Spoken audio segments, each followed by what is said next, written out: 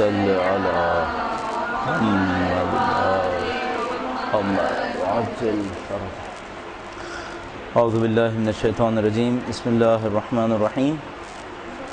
الحمد للہ رب العالمین والصلاة والسلام علی سید الانبیاء والمرسلین حبیب الہ العالمین ابی القاسم محمد. اللہم صل علی محمد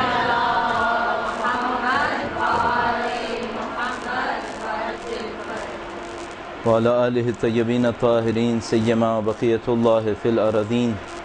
قال اللہ تعالی فی کتابہ الکریم بسم اللہ الرحمن الرحیم ونريد ان نمن علی الذین استضعفوا فی الارض ونجعلهم ائمہ ونجعلهم الوارثین. ایک بار پھر درود بھیجے گا محمد وعلی محمد.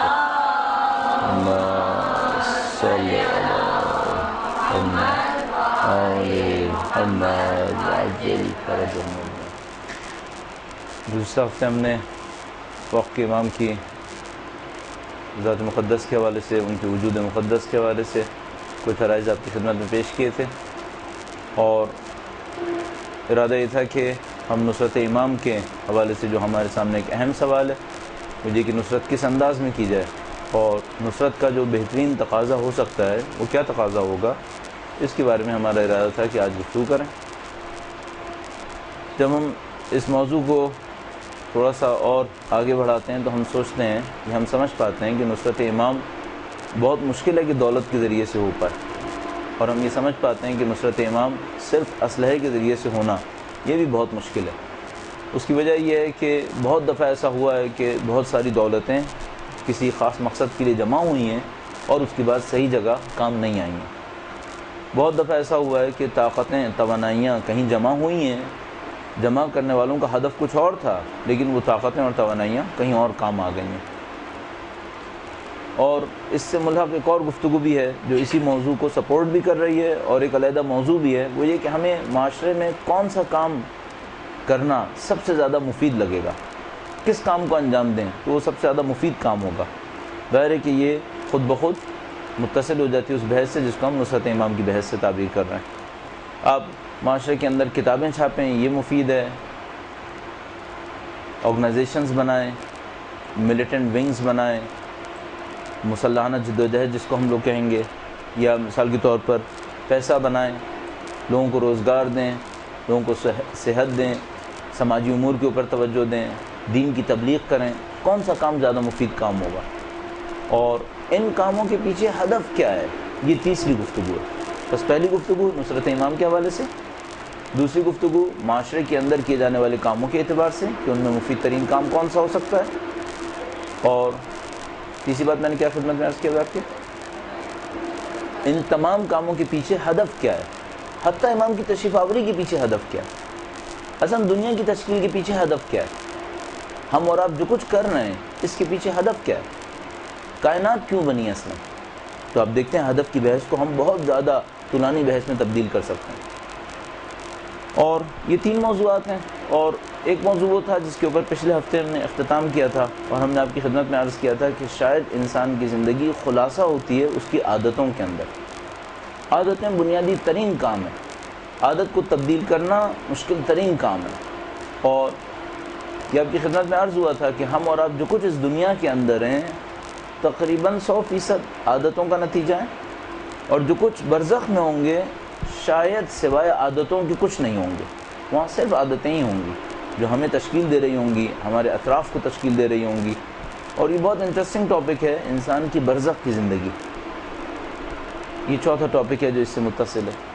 مجھے آج تک سمجھ میں نہیں آیا کہ ہمارے معاشرے میں برزخ کے اوپر اتنی محنت کیوں نہیں ہوئی ہے، اتنا کام کیوں نہیں ہوا ہے.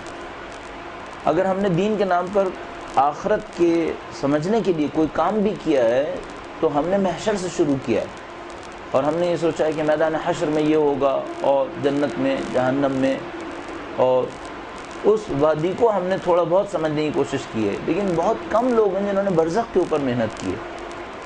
اور عجیب بات یہ ہے کہ ہمارا یہاں سے نکلنے کے بعد جو پہلا مرحلہ ہے وہ محشر نہیں ہے، وہ برزخ ہے.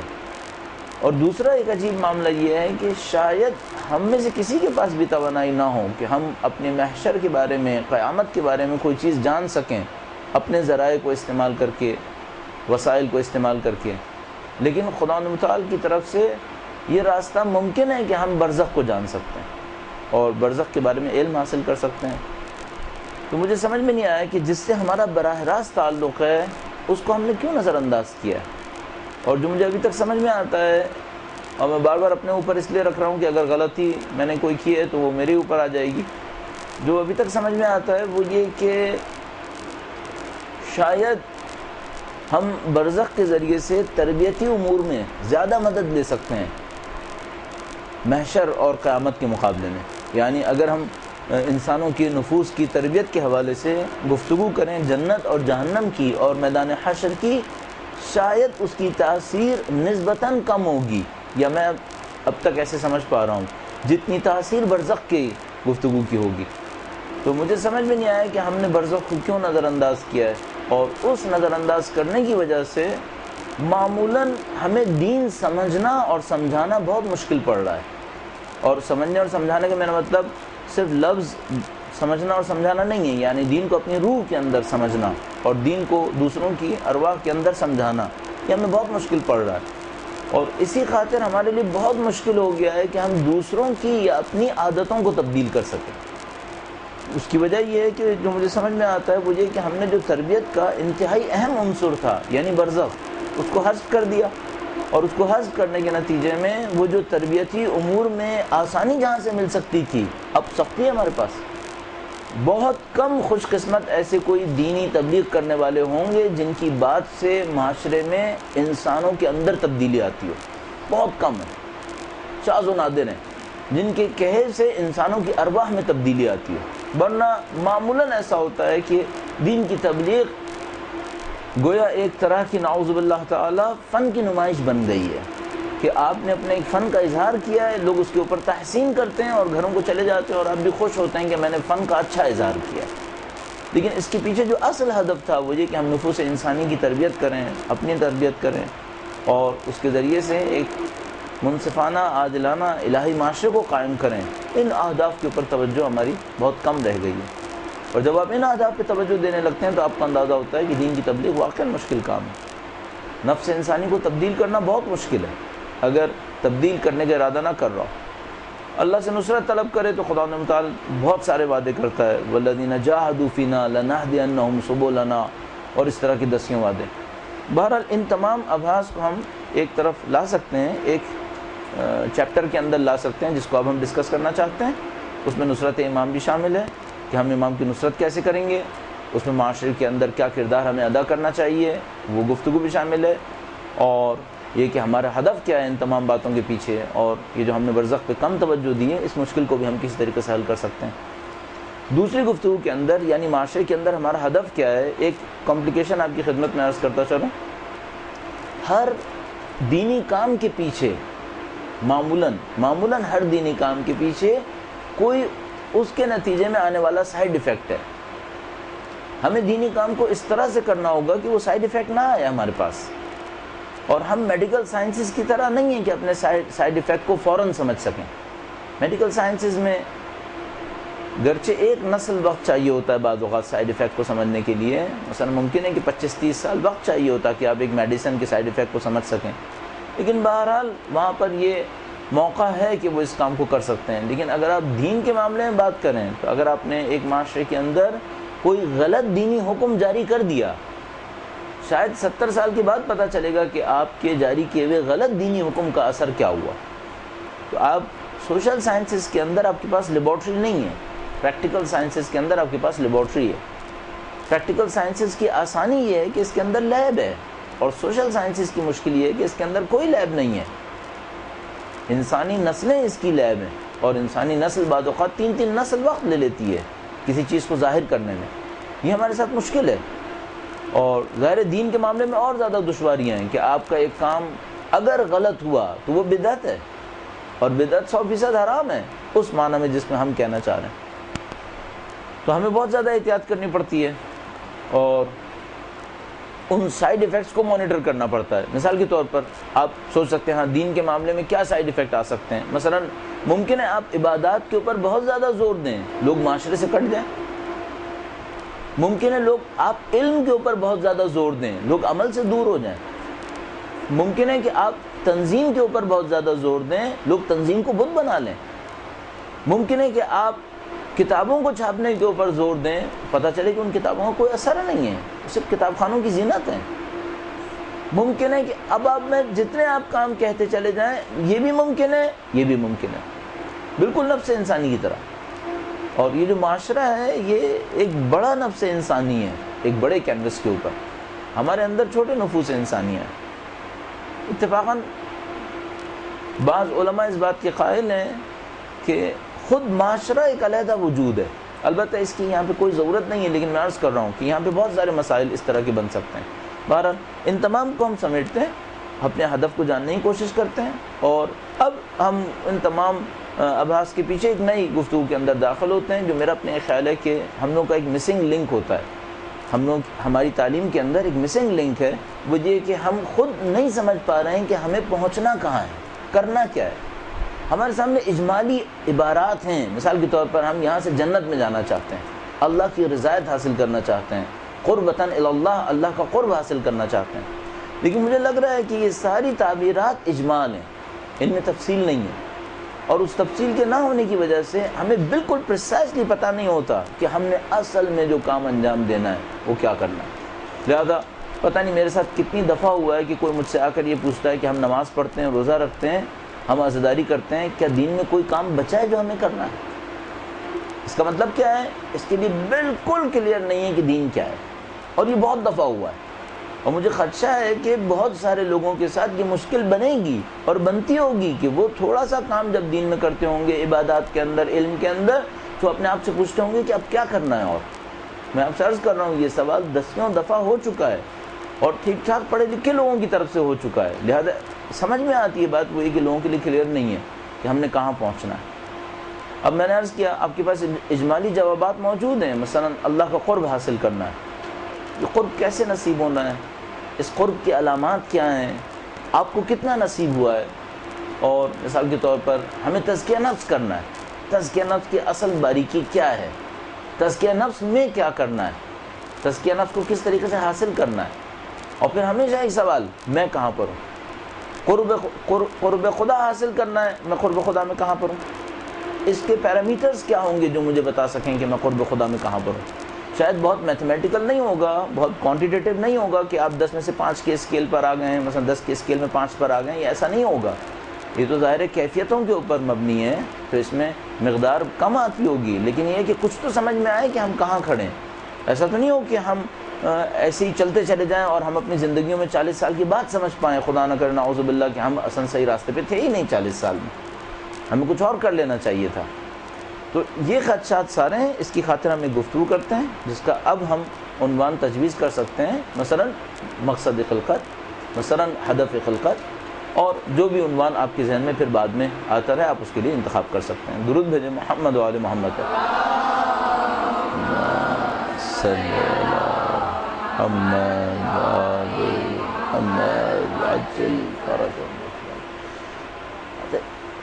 ابھی بھی میں کوشش کر رہا ہوں کہ ہم پس منظر کو بیان کرنے میں بہت دیر نہ لگائیں، کیونکہ گفتگو تھوڑی سی لمبی ہے، تو ایسا نہ ہو کہ ہم پس منظر میں اتنا ٹائم لگا دیں۔ مجھے یقین ہے کہ ابھی بھی بہت ساری چیزیں ہیں جو ابھی بیان کی جا سکتی ہیں اس کے بیک گراؤنڈ کو بیان کرنے میں، لیکن ہم اس کو اسکپ کرتے ہیں، اصل گفتگو کے اوپر آ جاتے ہیں۔ مشکل ہمارے ساتھ یہ ہے کہ جب تک ہمیں اپنی پوزیشن سمجھ میں نہ آئے ہم کنونس نہیں ہو پاتے۔ ایک بچے کو کیا واقعی پتہ ہوتا ہے کہ وہ انٹرمیڈیٹ میں کتنے کریٹیکل ٹائم پہ کھڑا ہوا ہے، اور اگر وہ اس وقت کوئی بلنڈر کر دے تو 50 سال اس کو جھیلنا پڑیں گے، یا 50 سال جھیلنے کو سمجھتا ہے کہ یہ جھیلنے کا مطلب کیا ہے؟ یہ مثال کے طور پر اگر انٹرمیڈیٹ میں اچھا نہیں پڑھ سکا، البتہ میں اس بات کا بہت زیادہ معتقد نہیں رہا ہوں کہ پڑھنے سے اور گریڈ لانے سے بہت زندگی میں کوئی بہت بڑی تبدیلی آئے گی، لیکن بہرحال جو کنونشنل فکر ہے، جو عادتاً فکر ہے، وہ یہی ہے کہ اگر اچھا نہیں پڑھ سکا تو کیا ہوگا؟ اچھے پروفیشنل کالج میں نہیں جائے گا، اچھے پروفیشنل کالج میں نہیں جائے گا، اس کے بعد اچھی پروفیشنل ایجوکیشن نہیں لے پائے گا، اس کے بعد کیا ہوگا؟ اس کو چھوٹی موٹی جابس کرنی پڑیں گی، کتنے سال تک؟ 40 سال تک، اور اس 40 سال میں یہ ہر روز شاید اپنے آپ کو کوس رہا ہوگا کہ میں کہاں پھنس گیا، اور نہیں معلوم کتنی دفعہ مادی اعتبار سے قتل ہوتا ہوگا کہ میں یہ کرنا چاہتا ہوں لیکن نہیں کر سکتا، یہ میری ضرورت ہے، میں اس کو پورا نہیں کر سکتا۔ اگر اس سے کوئی پوچھے کہ جو 40 سال تم نے مصیبت اٹھائی ہے یہ اس وجہ سے اٹھائی ہے کہ انٹرمیڈیٹ کے 2 سال تم نے صحیح نہیں گزارے تھے، صحیح ہے، تو یہ اس کا ذہن قبول نہیں کر پائے گا، بعد میں سمجھ جائے گا، اس وقت نہیں مانے گا، صحیح۔ ہمیں اپنی پوزیشن سمجھ میں آنی چاہیے، اگر ہمیں اپنی پوزیشن سمجھ میں آ جائے ہم بہت ساری چیزوں پہ آسانی سے کنونس ہو سکتے ہیں۔ لیکن مشکل یہ ہے کہ یہ دنیا دارالغرور ہے، دھوکے کی دنیا ہے۔ یہ جو دھوکے کی دنیا ہے یہ سمجھنے نہیں دیتی کہ ہماری پوزیشن کیا ہے۔ یہ قرآن کریم کا عنوان جو اس دنیا کی جو قرآن کریم نے تجویز کیا دارالغرور، یہ انتہائی بلیغ عنوان ہے۔ اس دنیا میں دھوکہ بہت ہے، پتہ نہیں کتنے اقسام کے دھوکے۔ ان دھوکوں میں سے ایک دھوکہ یہ ہے کہ یہ ہمیں اپنی اوور آل پوزیشن سمجھنے نہیں دیتی۔ یعنی یہ دھوکہ کیا دیتی ہے؟ یہ دھوکہ یہ دیتی ہے کم از کم یہ کہ یہیں سے شروع ہوا ہے اور یہی سب کچھ ہے۔ اس دنیا کے بدترین دھوکوں میں سے ایک دھوکہ یہ ہے کہ یہ ہماری پوزیشن کو خراب کروا دیتی ہے ہماری آنکھوں کے سامنے، اور ہمیں اس دھوکے میں ڈال دیتی ہے کہ ہم یہیں سے شروع ہوئے اور یہیں پہ ختم ہو رہا ہے معاملہ۔ قرآن کریم اس جملے کو ارشاد فرماتا ہے کہ نموت ونحیا وما یہلکنا الا الدہر۔ یہ جو دہری لوگ ہیں، سیکولر ہیں، وہ یہ کہتے ہیں کہ ہم یہیں پہ زندہ ہیں، یہیں پہ مریں گے، وما یہلکنا الا الدہر، یہ زمانہ ہے جو ہمیں مار رہا ہے۔ وہ نہ سابقہ کے قائل ہیں نہ وہ لاحقہ کے قائل ہیں۔ یہ دنیا کا دھوکہ ہے۔ اچھا آپ کہیں گے ہم مسلمان اس سے بچ گئے، کتنے فیصد مسلمان بچ گئے اس دھوکے سے؟ چاہے وہ لا الہ الا اللہ کہہ رہے ہوں، چاہے وہ قیامت کو مانتے ہوں، لیکن اس دھوکے سے کتنے لوگ بچ پائے ہیں؟ پرسنٹیج میں بہت کم لوگ ہیں جو اس دھوکے سے بچ پائے۔ اچھا اب ہم اس کو سمجھنے کی کوشش کر سکتے ہیں، اور سمجھنے کا مطلب یہ کہ ہماری روح تک اتر جائے۔ وہ کیا ہے؟ مثلا ہم یہ سمجھ سکتے ہیں کہ ہم پہلے اسٹیج میں نہیں ہیں، اس سے پہلے کئی اسٹیجز کو گزار کر آئے ہیں ہم لوگ۔ ہم یہاں پہلی دفعہ نہیں ہیں، یعنی ہماری اسٹارٹنگ یہاں سے ہو ایسا نہیں ہوا۔ یعنی فرض فرمائیں اگر کوئی انسان 1970 میں پیدا ہوا ہے تو اس کا مطلب ہے اس کا وجود 1970 سے شروع ہوا ہے، ایسا نہیں ہے۔ یہ پہلے بھی بہت کچھ تھا اور اس مرحلے میں آیا ہے، اس کے بعد بھی بہت کچھ ہوگا، صحیح۔ بس پہلی بات تو یہ کہ ہم یہاں اس دنیا کو پہلا مرحلہ تعبیر نہیں کر سکتے۔ اچھا اس سے پہلے کیا مرحلے گزرے ہیں؟ حقیقت یہ ہے کہ بہت زیادہ نہیں جانتے کیا مراحل گزرے ہیں۔ مختلف چیزیں سمجھ میں آ رہی ہیں، مختلف چیزیں کہی گئی ہیں، بیان کی گئی ہیں۔ مثلا عالم ذر بیان کیا گیا ہے کہ جہاں پر خدا نے ہم سے وعدہ کیا ہے اور بنی آدم کو تمام ایک جگہ جمع کر کے ذروں کی شکل میں خدا تعالیٰ نے وعدہ کیا ہے، لیکن یہ کہ ہم کوئی 100% اطمینان نہیں کر سکتے کہ ہم ان پہلے مرحلوں میں کیا رہے ہوں گے۔ لیکن یہ بات سمجھ میں آتی ہے یہ کہ ہم یہاں سے شروع کر رہے ہیں اپنے وجود کو، ایسا نہیں ہے۔ پھر ایک اور کوشچن بھی اس سے بھی امپورٹنٹ، وہ یہ کہ کیا یہ کائنات اور وجود میں کیا فرق ہم لے سکتے ہیں؟ ایک دفعہ ہم اصطلاح استعمال کرتے ہیں دنیا کا مطلب ہے یہ گلوب جس کے اوپر میں اور آپ زندگی گزار رہے ہیں، جو سولر سسٹم کے کئی پلانٹس میں سے ایک پلانٹ ہے، ایک سیارہ ہے، ٹھیک، اس کو ہم دنیا کہتے ہیں۔ اس کے بعد ہم کہتے ہیں کائنات، تو یہ دنیا اور جتنی بھی دنیایں ہیں ہمارے پاس جو نہیں معلوم کتنی ہیں، کئی لاکھ لائٹ ایئرز تک وجود ہے، مادی وجود، کئی لاکھ لائٹ ایئرز تک مادی وجود موجود ہے ہمارے پاس۔ ہمیں نہیں معلوم کہ دنیا کتنی وسیع ہے، اور حقیقت یہ ہے کہ اگر کوئی صرف اسی کے اوپر محنت کرنا شروع کر دے کہ صرف یہ سمجھنے کی کوشش کرے دنیا کتنی وسیع ہے، تو ہم لوگ پوری دنیا کے اندر، یہ کائنات کتنی وسیع ہے، تو ہم لوگ کائنات کے اندر ایک قطرے سے زیادہ نہیں ہے۔ یعنی ہمارا جو گلوب ہے، ہماری جو دنیا ہے، پلانٹس، یہ پلانٹ پوری کائنات کے پلانٹس کے اندر ایک ڈراپ آف واٹر سے زیادہ حیثیت نہیں رکھتا ہے۔ اتنے پلانٹس ہیں، اتنی وسیع دنیا ہے۔ اچھا ابھی ہم کہہ رہے ہوں گے تو آپ میں سے شاید کوئی سوچ رہا ہوگا کہ یہ مبالغہ آرائی پر مبنی جملہ ہے، اس سے زیادہ بڑے ہوں گے۔ نہیں، اس سے زیادہ بڑے نہیں ہیں۔ ہم لوگ سمندر کے قطرے میں جیسے ایک قطرے کے اوپر بیٹھے ہوئے ہیں، اس طرح سے اتنی وسیع کائنات ہے۔ بس یہ کائنات ہو گئی۔ ایک دفعہ ہم کہتے ہیں وجود کائنات سے زیادہ وسیع ہے۔ کیوں؟ کیونکہ وجود کے اندر غیر مادی وجود بھی آ جاتے ہیں. وجود کے اندر خود خدا بھی آتا ہے، وہ بھی وجود ہے، عدم تو نہیں ہے نا. وجود در مقابل عدم ہوتا ہے.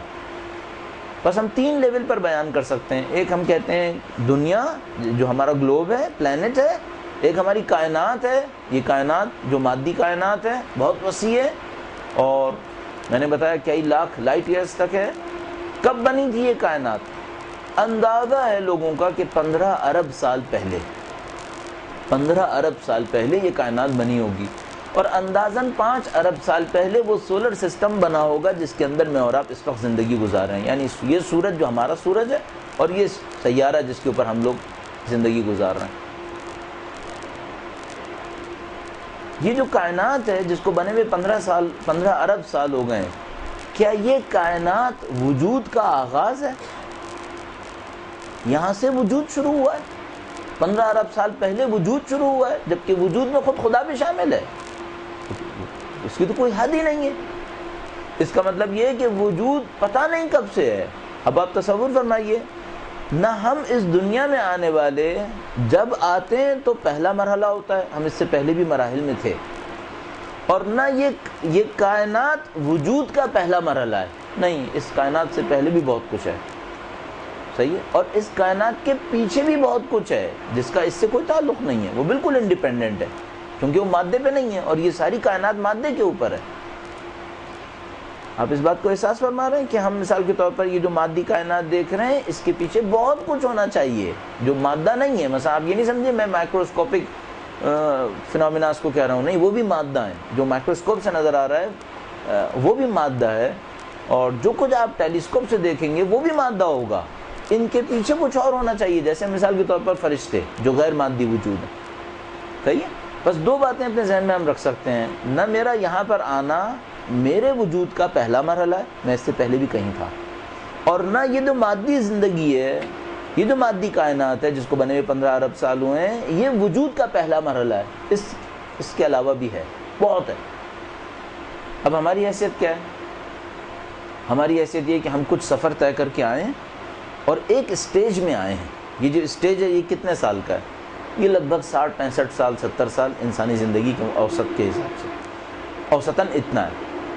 اس کے بعد کیا ہوگا؟ کیا ختم ہو جائے گا؟ نہیں ختم ہوگا. اس کے بعد لمبی داستان ہے. یہ تو شاید تمام انسانی وجود کے اندر جو بھی انسان اس سے پہلے بھی تھا، اس کے بعد بھی ہوگا، یہ اسٹیج سب سے چھوٹا اسٹیج ہے.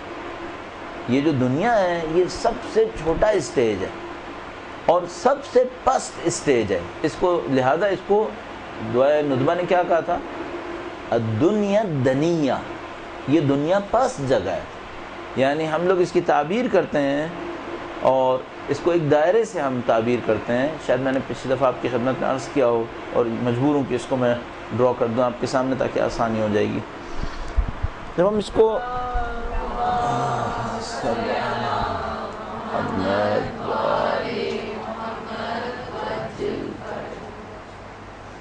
کو تعبیر کرنے لگتے ہیں تو ہم اس طرح سے کہتے ہیں کہ جیسے یہاں پر ہم اللہ کا وجود تصور کریں تو ہم اس جگہ کو دنیا تصور کریں گے، اور ہم بہت سارے موجودات کو اس دائرے میں گھومتے ہوئے یہاں تک آتا دیکھتے ہیں، اور پھر اس دائرے میں دوبارہ ڈیولپ ہو کر یہاں تک پہنچتا دیکھتے ہیں. تو ہم 2 ہاف سرکلز میں اپنی زندگی کا خلاصہ کر سکتے ہیں. ہماری زندگی جو بہت وسیع ہے، یہ دنیا بہت چھوٹی ہے. اس حصے کو ہم کہہ سکتے ہیں انا للہ، اور اس حصے کو کہہ سکتے ہیں وَإِنَّا إِلَيْهِ راجعون. ہم یوں ہیں کہ ہم کہیں سے آئے ہیں، اگر میں کہوں کہ گر کر، اور اس دنیا میں ہیں، اور کہیں سے جائیں گے، اس دنیا سے نکل کر پھر جائیں گے، لیکن اب جو جائیں گے وہ بلندی کی طرف جائیں گے. اچھا، یہ سب کا قطعی مقدر ہے، سب نے یہی کرنا ہے، سب کے ساتھ یہی ہونا ہے. اچھا، اب فرق کیا ہوگا؟ کچھ لوگ یہاں سے نکلیں گے، مثال کے طور پر ابھی ہم سمبولک ٹرمز میں اس کو 3 مرحلوں میں تقسیم کر لیتے ہیں کہ ہم یہاں سے نکلیں گے، ایک عالم میں جائیں گے، پھر یہاں سے ایک اور عالم میں جائیں گے، اور پھر یہاں سے ایک اور عالم میں جائیں گے. کچھ لوگوں کے ساتھ ایسا ہوگا کہ وہ جب یہاں پر آئیں گے اور اپنا وقت گزاریں گے تو یہاں اسٹک ہو جائیں گے، یہاں پہ رک جائیں گے، اور رکنے کے نتیجے میں جو کچھ لوگ بہت تیزی سے ان عالموں کو گزرتے ہوئے پرواز کر جائیں گے آگے، یہ لوگ بہت ٹائم لگا دیں گے یہیں پر، لاکھوں سال اسی دنیا کی مصیبت کو جھیلتے جھیلتے لگا دیں گے۔ اب میں بہت سمبولک عرض کرتا ہوں، تو ہم اس طرح کہہ سکتے ہیں کہ جب ہم یہاں پر آتے ہیں تو ہم زیرو پر ہوتے ہیں، صحیح؟ اور فرض کر لیتے ہیں ہمیں یہ ٹاسک دیا گیا ہے کہ جب آپ یہاں سے ایگزٹ کریں، جو بہت تھوڑا سا ٹائم ہے آپ کے پاس یہاں پر، جب آپ یہاں سے جانے لگیں تو آپ کے پاس 100 ہو۔ فرض کر لیتے ہیں کہ آپ کو ہدف یہ دیا گیا ہے کہ آپ زیرو پر آئیں گے، اور اب آپ جب یہاں سے جانے لگیں تو آپ کے پاس 100 ہونا چاہیے۔ اس 100 کو ہم کیا کہہ سکتے ہیں؟ اس کو ہم کہہ سکتے ہیں تزکیہ نفس، کہ آپ نے تزکیہ نفس کر لیا ہو، صحیح؟ آپ کو ایک ٹاسک دے دیا گیا۔ بدقسمتی سے کچھ لوگ جب یہاں سے ایگزٹ کرتے ہیں تو وہ -100 میں چلے جاتے ہیں، کچھ لوگ جب یہاں سے جاتے ہیں تو +500 میں چلے جاتے ہیں، اور کچھ لوگ ان بٹوین کہیں نہ کہیں موو کر رہے ہوتے ہیں۔ تو سمبولک ٹرمز میں علامتی طور پر ہمیں 65 سال وقت دیا گیا، مثال کے طور پر ہمیں ایک ٹاسک دے دیا گیا اور ہمیں بتا دیا گیا قد افلح من زکاہا وقد خاب من دساہا، صحیح؟ 100 فرض کر لیتے ہیں یہ تزکیہ نفس ہے، جو قد افلح، جو کامیاب ہو جائے گا، 100 پہ آئے گا، کامیاب ہو جائے گا۔ الا من اتی اللہ بقلب سلیم، سوائے ان لوگوں کے جو قلب سلیم کے ساتھ اللہ سے ملاقات کریں گے۔ تو 100 وہ مارک رکھ لیتے ہیں جس پہ ہمیں ایگزٹ کرنا ہے۔ تو کچھ لوگ کیا ہو جائیں گے؟ نعوذ باللہ، زیرو پر آئے تھے اور -100 پہ ایگزٹ کر گئے۔ یہ وہ کون لوگ ہوں گے؟ یہ وہ لوگ ہوں گے جن کی عادات ان کو جانوروں میں تبدیل کر چکی ہیں، یہ اپنے آپ کو نہیں سنبھال پائے۔ اس دارالغرور نے ان کو دھوکہ دے دیا، اور دارالغرور کے دھوکے کے نتیجے میں یہ جو انسان بن کر آئے تھے اور اعلیٰ پائے کا انسان بن کر ان کو نکلنا تھا، یہ انسان بن کر آئے اور جو ایگزٹ کیا تو جانور بن گئے، صحیح؟ اچھا، اب یہ جو جانور بنے تو اب یہ کس جگہ پہ گئے؟ اب یہ آئے سیکنڈ فیز کے اندر، مثال کے طور پر اس دنیا سے نکلے، اس سیکنڈ فیز میں آ گئے۔ اس سیکنڈ فیز کا نام آپ کیا دینا چاہتے ہیں؟ آپ برزخ کہہ رہے ہیں، صحیح؟ اچھا، اب جب یہ برزخ میں آئیں گے تو کیا ہوگا؟ ہم ایزیوم کر لیتے ہیں دو انسانوں کو، ایک وہ آدمی ہے کہ جو گیا ایگزٹ کیا اس نے -100 کے اوپر، یعنی نعوذ باللہ تعالی شکل انسانی سے محروم ہو گیا ہے اور جانور کی شکل میں تبدیل ہو گیا ہے۔ اور -100 کا مطلب ہم یہ لے رہے ہیں کہ ایک جانور کی شکل اس نے اختیار کر لی ہے۔ کیوں؟ اس کے اندر ایک عادت ایسی تھی جو جانوروں کی عادت تھی۔ اب اس کے ساتھ یہ ہوگا کہ یہ برزخ میں جائے گا، پہلے تو اس جانور کی شکل کی سزا گزارے گا، اور میں سزا بتاتا ہوں کہ کیا سزا کا کانسیپٹ کیا ہے۔ ممکن ہے کوئی سوال کرے ابھی میدان حشر آیا نہیں ہے، سزا کہاں سے ہو جائے گی؟ ابھی میدان حشر آیا نہیں ہے، برزخ کے بعد ہم کچھ اور کہنا چاہ رہے ہیں، تب اس کے بعد ہم سوچ رہے ہیں کہ سزا شروع ہوگی۔ تو میں عرض کروں گا اس کا کانسیپٹ کیا ہے۔ تو یہ جو -100 پہ گیا ہے، پہلے تو یہ ہوگا کہ یہ جو مائنس میں گیا ہے اس کی سزا لے گا، اپنے مارک کو اس جانور کی شکل سے چھڑوانے کے نتیجے میں، چھڑوانے کے سلسلے میں اس کو پتہ نہیں کتنے سال وقت گزارنا ہے وہاں پر۔ اچھا، جب یہ جانور کی شکل سے جان چھڑا لے گا تو کہاں پہنچے گا؟ اب پھر زیرو پر آ گیا۔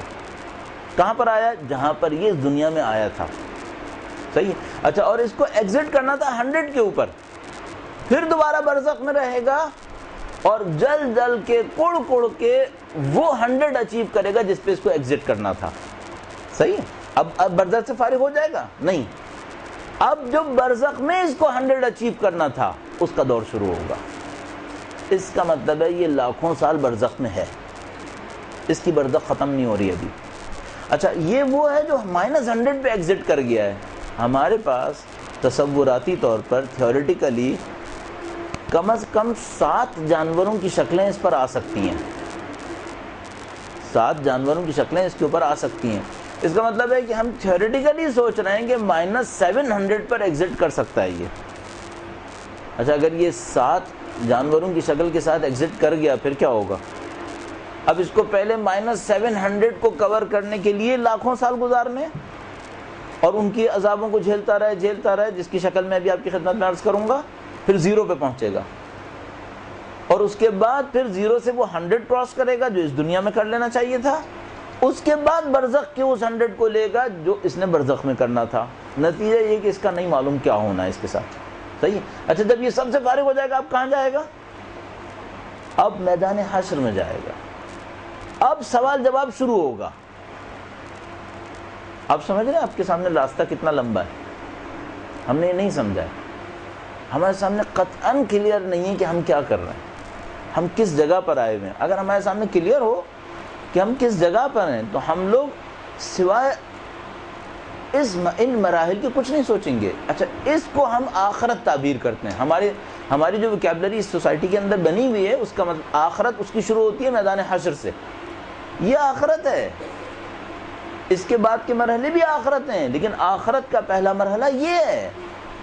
آخرت کے دو مطلب لے سکتے ہیں آپ. آخر سے لے سکتے ہیں یعنی دوسرا والا, ایک یہ والا ہے اور اس کے بعد والا اس کا دوسرا والا, تو یہ دوسرا والا برزخ آخرت ہے. اور دوسرا آخرت کا مطلب لے سکتے ہیں آخری والا, تو یہ دنیا مثال کے طور پر اب تک کا یہ تھا اور اب آخری والا اسٹیج شروع ہو گیا. ہر صورت میں برزخ آخرت ہے. اور میں نے آپ کی خدمت میں عرض کیا ہمارا پہلا قدم یہاں سے نکلنے کے بعد برزخ میں ہے. اور شاید یہ جملہ بھی مسامحہ ہے کہ یہاں سے نکلنے کے بعد پہلا قدم برزخ میں. اصل برزخ ہمارے ساتھ چل رہی ہے, مشکل یہ ہے کہ ہمیں برزخ نظر نہیں آ رہی ہے. ہمارا قدم برزخ میں نہیں جائے گا, ہماری آنکھیں برزخ دیکھیں گی. اصل میں مرنے کے بعد صرف یہ ہوگا اور کچھ نہیں ہوگا. ہم مریں گے اور وہ آنکھیں جو ہماری دنیا کی آنکھیں تھی برزخ نہیں دیکھ پا رہی تھیں, اچانک مرنے سے کچھ پہلے آخرت برزخ دیکھ پائیں گی, تو ہم برزخ میں گویا داخل ہو گئے. ورنہ پریکٹیکلی اس وقت بھی ہم برزخ میں ہیں, پریکٹیکلی اس وقت بھی برزخ میں ہیں. اور میں اس کی تعبیر ابھی آپ کی خدمت میں عرض کرنے کی کوشش کرتا ہوں. اچھا اب ہمارے سامنے یہ کویسچن ہے, ہم یہاں سے ہیں اور وہاں تک جا رہے ہیں, اور تھوڑا سا میں اس کو اور آپ کی خدمت میں ایلیبوریٹ کر دوں ایک اور ٹاپک چھیڑ کر, وہ بھی آپ کے کہیں کام آ سکے گا. اور ان دونوں کو جب آپ ملائیں گے تو ایک اچھا کمبینیشن بن جائے گا آپ کا وجود انسانی کو سمجھنے میں. ہم لوگوں نے, ہماری دنیا نے وجود کو سمجھنے پر, انسانی وجود کو سمجھنے پہ محنت نہیں کی ہے, اشیاء کے وجود کو سمجھنے پہ بہت محنت کی ہے. ہم نے فزکس کو سمجھنے پہ محنت کی ہے کہ میٹر کیا ہے, ہم نے کیمسٹری میں کیمیکلز کو سمجھنے پہ محنت کی ہے, ہم نے ایسٹرونومی میں آسمانی وجودات کو سمجھنے پہ محنت کی ہے, لیکن اپنے وجود میں سے سوائے جسم کے کسی چیز کو سمجھنے پہ محنت نہیں کی. یہ ہمارے علم کا نقص ہے جو اس وقت ہم مبتلا ہیں جس کے اندر, کہ ہماری جتنی یونیورسٹیز ہیں hundreds of billions of dollar وہ صرف جسم اور اجسام کو سمجھنے کے اوپر محنت کر رہے ہیں, اور وہ وجود انسانی کے اہم ترین پہلو یعنی اس کی زندگی, اصل زندگی, اس کو سمجھنے پہ محنت نہیں کر رہے. یہ ڈرا بیک ہے ہمارا. اور بدقسمتی سے ہم لوگ جو دیندار لوگ ہیں ہم بھی محنت نہیں کر پا رہے. ہم بھی بجائے یہ کہ ہم اصل وجود کو پہلے سمجھنے کی کوشش کریں کہ ہمارا اصل وجود کیا وجود ہے, اس کے بجائے ہم کچھ ایسے موضوعات کو سمجھنے کی کوشش کر رہے ہیں جو اس کو سمجھنے کے بعد ہمیں سمجھ میں آ جانے چاہیے تھے. نتیجہ ہمیں سمجھ میں نہیں آ رہا نماز سے ہوگا کیا, اور ہم بعض اوقات اپنے آپ کو کنونس نہیں کر پاتے کہ ہم نماز کیوں پڑھیں. پڑھ لیتے ہیں جبراً, کیونکہ پتہ ہے نہیں پڑھیں گے تو پھر ہمیں قیامت میں مشکل کا سامنا کرنا پڑے گا, لیکن ہم اس کے اثرات کو نہیں سمجھ پاتے کہ جو اچھی نماز ہے ہم پہ کیا اثر چھوڑے گی.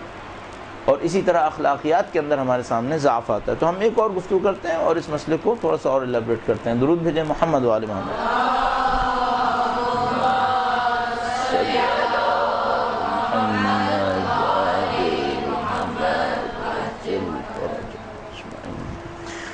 اس جملے کو ذہن میں رکھیے گا, انا للہ و انا الیہ راجعون. اور وہ اچھا ہم اس کو دو سرکل بس کہتے ہیں, یعنی ایک سرکل کے دو حصے. اچھا ٹیکنیکلی اس کو قوس تعبیر کرتے ہیں. قوس عربی میں کہتے ہیں کمان کو, قوس کمان کو کہتے ہیں. یہ جو سوری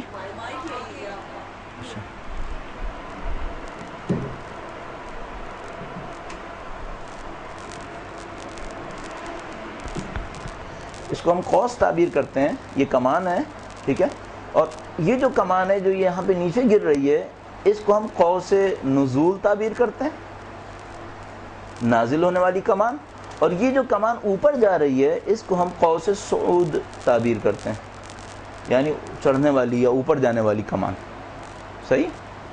اور ان بٹوین جو ایریا ہے اس کو ہم دنیا تعبیر کر رہے ہیں. ظاہر ہے اب ہم اس کو تھوڑا سا اپنی نظر میں رکھتے ہوئے ایک گفتگو کی طرف جاتے ہیں. وہ جو اعلیٰ ترین وجود ہے جس کے اندر کوئی نقص نہیں ہے، کوئی عیب نہیں ہے، ہمیشہ سے ہمیشہ رہے گا اور ہر چیز کا کمال ہے، وہ پروردگار عالم ہے. صحیح، اس کو ہم کہیں گے کمال مطلق. صحیح، اس میں ہر چیز کا کمال ہے اپنے پرفیکشن کے اوپر، ہر چیز کا کمال، ہر کمال انتہا کے اوپر. صحیح، یہ جو خدا ہے، یا اس کو ہم کمال مطلق تعبیر کرتے ہیں، اور اپنے اسی کمال مطلق کی وجہ سے یہ واجب الوجود بھی ہے. اس کا وجود قطعی ہے، اس کے وجود میں کسی اور سہارے کی ضرورت نہیں ہے، واجب الوجود ہے. صحیح. بس میں ایک بات اور فقط بیچ میں عرض کرتا چلوں. ہم لوگوں کے ذہن میں یہ ہے کہ پتہ نہیں کئی غلطیاں ہم لوگوں کے ذہن میں آئی ہوئی ہیں، ہماری سوسائٹی کے ذہن میں. وہ یہ کہ ہمارے ذہن میں ہے کہ جیسے ہر ممکن الوجود کبھی نہیں تھا اور بعد میں ہوگا. یہ ضروری نہیں ہے. کئی ممکن الوجود ایسے ہو سکتے ہیں جو قدیم ہوں. اس کو اپنے ذہن میں رکھیے گا کبھی، اور آپ نے شاید کچھ نے پڑھا ہوا ہوگا. جو خدا نے متعال واجب الوجود ہے، کمال مطلق ہے، اس نے اس کے کمالات میں سے چند کمالات میں آپ کی خدمت میں عرض کرتا ہوں. مثال کے طور پر اس کے کمالات میں سے ایک کمال یہ کہ یہ خلاق ہے، خلق کرتا ہے. خلق اس کی گویا عادت ہے. البتہ عادت اچھا لفظ نہیں ہے اللہ کے لیے کہنا، خدا نے متعال کی ذات ہے. یہ اس کا ایک کمال اس کا علم ہے، اس کا ایک کمال اس کی سخاوت ہے، سخی و جواد ہے، اور اس کا ایک کمال اس کی قدرت ہے، یہ قدیر ہے. خلاق ہے، علیم ہے، جواد ہے اور قدیر ہے. صحیح. ان چار صفتوں کے ہوتے ہوئے ایک قانون بنتا ہے. وہ قانون کیا بنتا ہے؟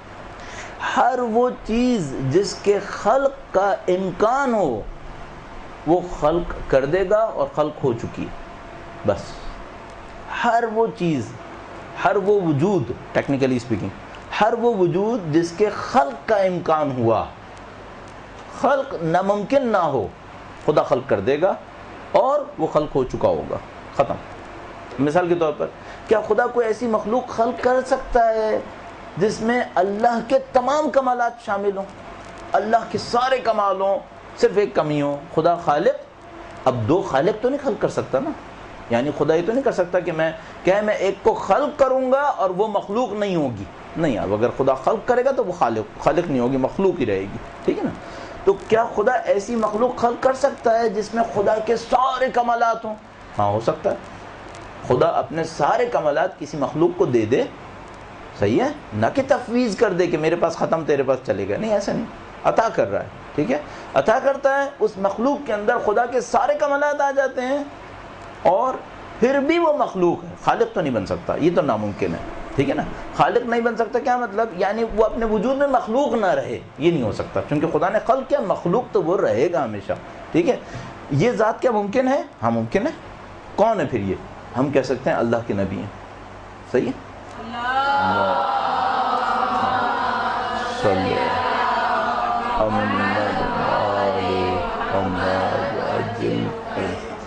خدا کمال مطلق ہے، یہ بھی کمال مطلق ہے، صرف ایک فرق کے ساتھ. خدا مخلوق نہیں ہے، یہ مخلوق ہے. اچھا، اب آپ نے دیکھا میں نے نہیں کہا خدا خالق ہے، یہ مخلوق ہے. میں نے یہ نہیں کہا. یہ مخلوق تو ہے لیکن اپنی ٹرن پر یہ بھی خالق ہے. وہ کیسے؟ آپ کہیں تو شرک ہو گیا. نہیں، شرک نہیں ہوا. آپ کے پاس علم ہے یا نہیں ہے؟ علم ہے. تو کیا علیم کے ساتھ آپ شریک ہیں؟ نہیں. آپ کا علم آپ کا دیا ہوا علم ہے، اس کا علم خود کا علم ہے. صحیح ہے.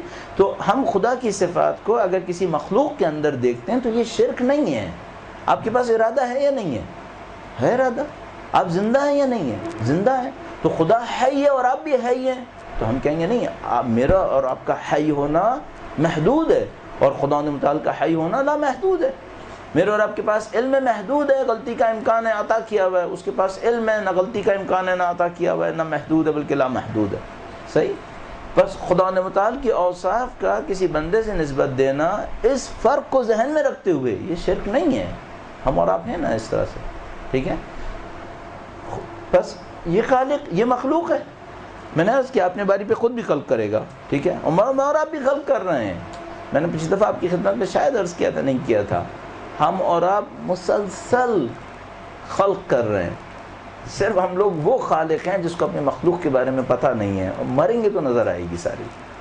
ہم دنیا بنائے بیٹھے ہیں، دنیا بنائے بیٹھے ہیں، ہمیں نہیں پتہ. جیسے ہی آنکھ کھولیں گے پتہ چلے گا یہ ساری تمہاری مخلوق ہے، اب اس کو سنبھالو، اچھی ہو تو خوش قسمتی. تو یہ خدا متعال ہے ایک ایسی مخلوق خلق کر سکتا ہے جس کے اندر سب امکانات ہوں، سب کمالات ہوں. ہم بالکل کر سکتا ہے. نبی کی ذات کو خلق کیا، صحیح. اب اسی نور سے نہیں معلوم کیا کیا خلق ہوا ہے، نہیں معلوم. اللہ کے نبی نے فرمایا میں اور علی علیہ السلام ایک ہی نور سے خلق ہوئے.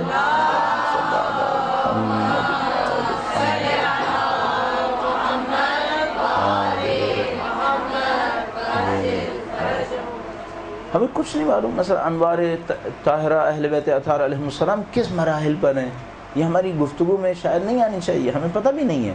اور شاید پراسرار ترین وجود اس تمام میں، اگر پراسرار کی منفیات کو ہم نکال دیں، صرف مثبتات کو ذہن میں رکھیں، تو پراسرار ترین وجود بی بی کا وجود ہے. حقیقت یہ ہے. ہم لوگ بالکل، میں نہیں سمجھتا کسی کے پاس بھی یہ کوئی امکان رہا ہو کہ ہم یہ سمجھ پائیں کہ اس درجات وجودی کے اندر ان کا مرحلہ کیا ہے. اس کی وجہ یہ ہے کہ یہ جو انسان کامل ہے، یہ جو کمال مطلق ہے، جو ہمارے فہم شعور کے مطابق اس میں اور خدا میں کوئی فاصلہ نہیں ہے، یہ ان کے احترام میں کھڑے ہو رہے ہیں. اب یہ سمجھ میں نہیں آتی بات کہ یہاں پہ کیا ہو رہا ہے. اور اللہ کے رسول کا قول موجود ہے بی بی کے بارے میں کہ ہے سر من اسرار اللہ تعالی، وہ اللہ کے رازوں میں سے ایک راز ہے. تو ہم سمجھتے ہیں کہ یہاں پر کچھ ہے، لیکن ہم اس کو ٹچ نہیں کرتے کہ کیا ہے، یہ ہمیں نہیں معلوم. ہم ڈراپ کرتے ہیں اس بات کو، اور ہم سوچتے ہیں اللہ کو ایسی مخلوق خلق کر سکتا ہے جس کے اندر سارے کمالات ہوں. ہاں کر سکتا ہے، کر دیا. جیسے ہی کہیں گے کر سکتا ہے، اس کا مطلب ہے ہو گیا، ختم. کیونکہ رکاوٹ کوئی نہیں ہے نا. اچھا رکاوٹ کیوں نہیں ہے؟ خدا خلاق ہے، خلق اس کی عادت ہے، علم ہے اس کے اندر، کوئی چیز پنہا نہیں ہے، جود و سخا رکھتا ہے، کنجوسی نہیں کرتا، اور طاقت میں کوئی اس کا حریف نہیں ہے. تو کیوں نہیں خلق کرے گا سر؟ یہ چار صفتیں قطعی کر رہی ہیں کہ خدا ہمیشہ خلق کرے گا ہر وہ چیز جس کے خلق کا امکان ہوگا. اس خاطر میں عرض کر رہا ہوں آپ کی خدمت میں کہ بہت سارے ممکن الوجود ایسے ہوں گے جو قدیم ہوں گے، کیونکہ ایک سیکنڈ بھی تصور نہیں کیا جا سکے گا کہ خدا ہو اور اس نے خلق نہ کیا ہو، کیونکہ وہ خلاق ہے. پھر اس سیکنڈ میں سوچنا پڑے گا کہ خدا خلاق نہیں تھا، نعوذ باللہ تعالیٰ. یہ تصور بہت عجیب ہو جائے گا کہ ہمیں بہت سارے ممکن الوجود قدیم ملیں گے. پھر تو یہ ایک معاملہ. اچھا اب ہم سوچتے ہیں کیا خدا ایسی مخلوق خلق کر سکتا ہے جس میں کوئی کمال نہ ہو، صرف ایک کمال ہو؟ وہ کیا؟ وہ ہو، معدوم نہ ہو، موجود ہو، پھر کوئی کمال نہ ہو اس کے اندر. ہاں یہ ہو سکتا ہے. وہ کیا ہو گیا؟ مثال کے طور پر جمادات. ان میں صرف ایک کمال ہے کہ یہ ہیں، یہ موجود ہے، معدوم نہیں ہے، عدم نہیں ہے، موجود ہے. ٹھیک ہے، اس میں بس ایک کمال ہے. اچھا یہ کامل ترین مخلوق خلق کر سکتا ہے، خلق کر دیا. ناقص ترین خلق کر سکتا ہے، خلق کر سکتا ہے، خلق کر دیا. اچھا کچھ ایسی مخلوقات خلق کر سکتا ہے جن کے اندر تمام کمالات ہوں، کام کے اعتبار سے ان کو کمال دے دیے گئے ہوں، جو اس کا کام ہو اس کے حساب سے اس کو کمال دے دیا جائے، باقی کمالات کی اس کو خبر ہی نہ ہو. اصلا ہو سکتا ہے. ہم مثال کے طور پر سوچتے ہیں ہاں فرشتے ایسے ہی ہوں گے، کمال دیا گیا ہے، باقی کمالات کو ظاہر جانتا بھی نہیں ہے زیادہ. جتنا کام ہے اتنا کمال اس کے اندر ہے، اس میں پرفیکشن ہے، اس میں کوئی کمی نہیں ہو سکتی. پھر مثال کے طور پر اگر کام یہ ہے کہ علم پہنچائے، اس میں کامل ہے، اس میں کوئی نقص نہیں ہوگا. اگر کمال یہ ہے کہ روح قبض کرے، اس میں نقص نہیں ہوگا. اس کمال کے، اس کام کے جتنی ریکوائرمنٹس ہیں وہ اس کے اندر ہوں گی. لیکن کیا یہ اس نے حاصل کی ہوں گی؟ نہیں، اس کو دی گئی ہیں. کیا اس کو اس کے اوپر ریوارڈ ملے گا، انعام ملے گا؟ نہیں، انعام بھی نہیں ملے گا، کیونکہ دی گئی ہیں، انعام بھی نہیں ملے گا. ٹھیک ہے. اچھا اب جو ہم نے صرف فرشتے لکھ دیا، اس میں بھی دسیوں مراحل ممکن ہیں. اعلیٰ فرشتے، کم مرتبے کے فرشتے.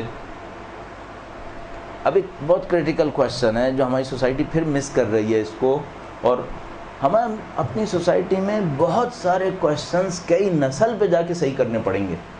ہماری سوسائٹی میں بہت سارے کویشچنز ایک مسٹیک کی طرح جم گئے ہیں، اور وہ اتنے جم چکے ہیں کہ اب وہ ہل نہیں پا رہے. اور جو لوگ سمجھ رہے ہیں وہ جرأت بھی نہیں کر رہے کہ اب ان کو ہلائیں. تو ہمیں بہت نسلیں لگا کے وقت ان غلطیوں کو کہیں نہ کہیں صحیح کرنا پڑے گا. مثال کے طور پر کیا فرشتوں میں قطعاً کہیں سے کہیں تک کوئی ارادہ نہیں ہے؟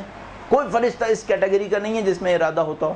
ہمارے خیال میں کوئی فرشتہ ایسا نہیں ہے جو اس کیٹیگری میں آئے کہ اس میں ارادہ ہے.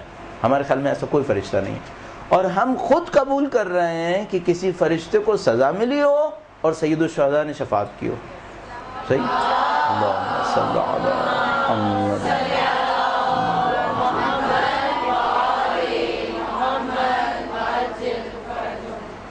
اچھا، ایک طرف سے ہم یہ کہہ رہے ہیں ہمارے نزدیک کوئی فرشتہ اس کیٹیگری میں نہیں آتا جس میں ارادہ ہو، اور پھر اس فرشتے کو سزا کیسے مل سکتی ہے؟ یعنی خدا یہ نہیں کرے گا کہ خود کوئی اسائنمنٹ دے اور دیے ہوئے اسائنمنٹ کے اوپر اس کو سزا بھی دے. کیسے ہو سکتا ہے؟ یہ جو واقعہ، یہ اچھا واقعہ ہے اس بات کی نشاندہی کے لیے کہ یقیناً فرشتوں میں کوئی کیٹیگری ایسی ہونی چاہیے، چاہے کم چاہے پس، جس کے اندر ارادے کا کوئی شائبہ ہونا چاہیے. ارادہ نہ ہو جیسا انسانوں کے اندر ہے، کوئی شائبہ ضرور ہونا چاہیے. اسی طریقے سے ہماری انڈرسٹینڈنگ میں کوئی جانور ایسا نہیں ہے جس کے اندر ارادے کا کوئی شائبہ ہو. ہماری انڈرسٹینڈنگ میں اچھا واقعاً ایسا ہی ہے؟ اگر ایسا ہی ہے تو خدا نے کیوں اللہ کے نبی نے کہا حضرت سلیمان نے کہ میں حدود کو ذبح کر دوں گا؟ کیوں؟ اگر اس میں ارادے کا کوئی شائبہ ہی نہیں ہے تو سزا بلا ارادہ مخلوق کے اوپر جاری کیسے کی جا سکتی ہے؟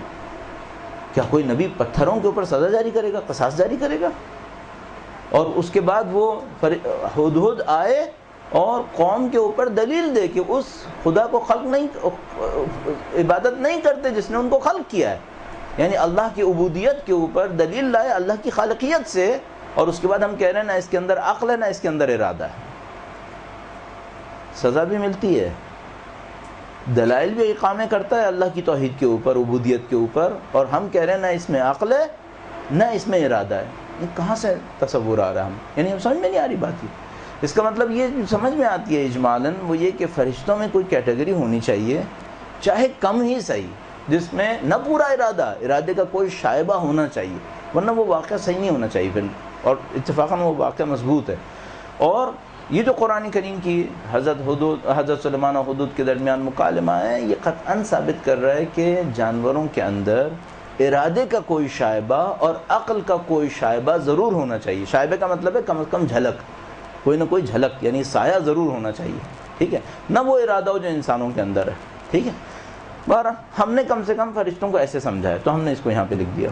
اچھا، اب کچھ مخلوقات ایسے خلق ہو سکتی ہیں، کوئی مخلوق ایسی خلق ہو سکتی ہے جس کے اندر تمام کمالات ہوں، ہم نے عرض کر دی.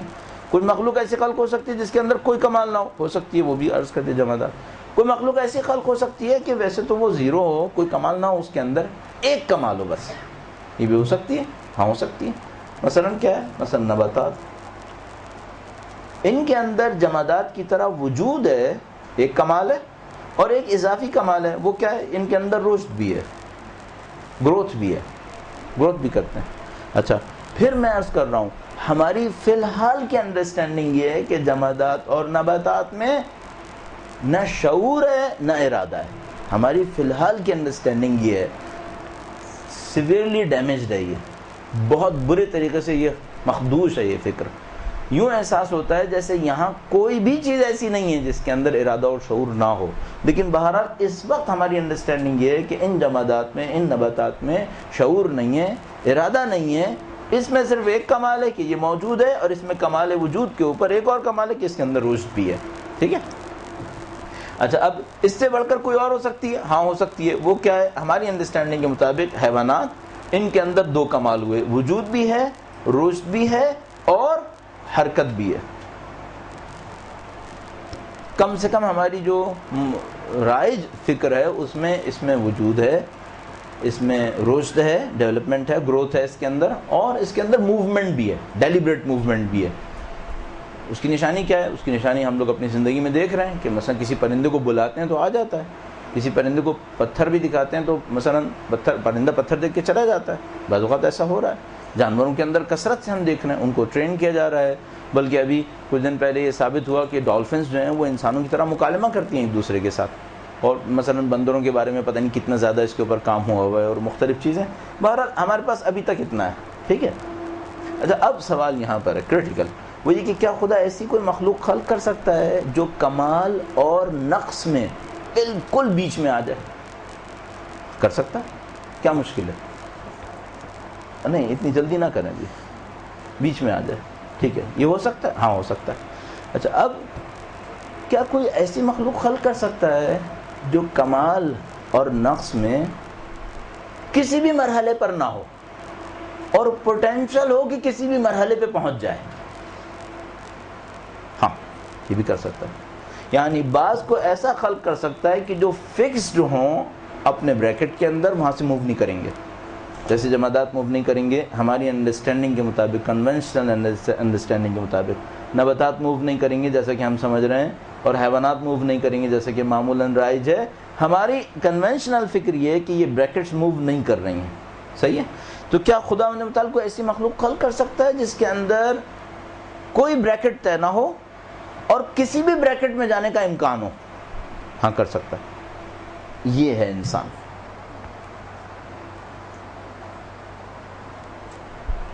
یہ ہے انسان جو خلق پر صفر ہے، امکان میں سب کچھ ہے، اوپر کے لیے بھی نیچے کے لیے بھی. ہاں یہ ہے. یعنی مثال کے طور پہ آپ کہتے ہیں کیا کوئی انسان گاڑی بنا سکتا ہے؟ ہاں بنا سکتا ہے. کیا کوئی انسان جہاز بنا سکتا ہے؟ ہاں بنا سکتا ہے. لیکن وہ گاڑی پھر جہاز نہ بنے؟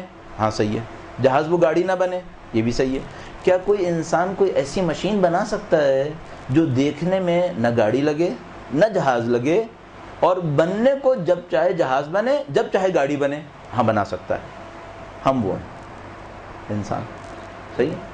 یہ صفر ہے اپنے وجود پر، اور کمالات میں اس کی کوئی انتہا نہیں ہے، لامحدود ہے. اور نقص میں اس کی کوئی انتہا نہیں ہے، لامحدود ہے. صحیح. اچھا اب جب کہ یہ انسان ایسا ہے کہ اس کے اندر دونوں کی پاسبلٹیز ہو تو اس کو دونوں کے انسٹرومنٹ بھی چاہیے. اس کے اندر دونوں کے انسٹرومنٹ ہونا ضروری ہے. اب اس اعتبار سے اس کے اندر روح بھی ہے اور اس کے اندر جسم بھی ہے، اور روح کے ساتھ اس کی ایک فطرت ہے جس کو آپ ضمیر تعبیر کر لیں یا کچھ بھی تعمیر کر لیں، نفس، جو اس کو بلندی کی طرف گائیڈ کرے، اور جسم کے ساتھ اس کے اندر شہوتیں ہیں جو اس کی شہوات نفسانیہ ہیں جو اس کو نیچے کی طرف لے جا سکتی ہیں. البتہ شہوات کا کردار انسان کے وجود میں اوور آل مثبت ہے. شہوات کا کردار انسان کے وجود میں مثبت ہے. اگر نہ ہو تو ہماری زندگی نہیں چلے گی. اگر انسانوں کے اندر بھوک نہ ہو تو یہ زندہ نہیں رہ پائیں گے، مر جائیں گے.